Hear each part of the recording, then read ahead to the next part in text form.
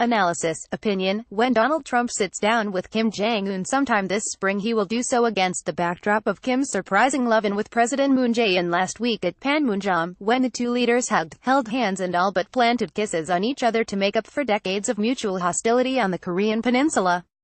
Those were the years when the Kim dynasty in North Korea ruled a succession of U.S. presidents, Bill Clinton, George Bush the Younger, and Barack Obama, for groceries, oil, concessions and indulgences for which they gave very little in return. President Trump, who boasts of mastering the art of the deal, says something very dramatic could happen at his summit with Mr. Kim, and the North Koreans are treating us with great respect.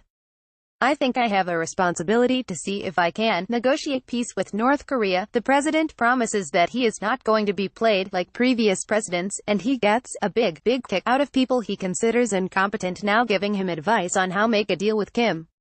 Indeed, Mr. Trump is entitled to the credit, which his embittered critics are not likely to give him, for bringing North Korea to the point of talking about giving up their threats of nuclear annihilation of their adversaries. It's his tough talk, backed up by the economic sanctions he persuaded the West to put in place, that produced this hopeful moment in time. Kim is a clever man, playing his advantages with the cunning of a Mississippi riverboat card shark. We'll work towards preventing another horrible war, he said at Panmunjom on signing a joint declaration with Seoul last week. With one language, on culture and one history, North and South Korea will be joined as one nation. Emotion is a strong driver to action.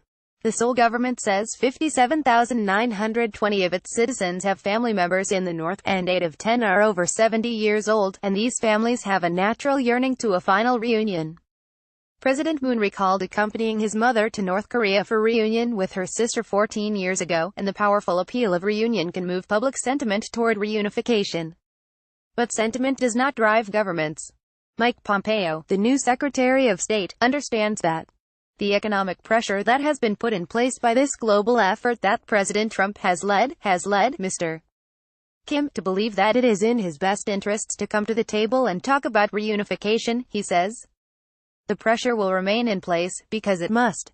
There is a lot of history here. Promises have been made and hopes have been dashed. The president seems to understand that, too. He said earlier last week that he would respectfully walk away from the summit rather than make a bad deal.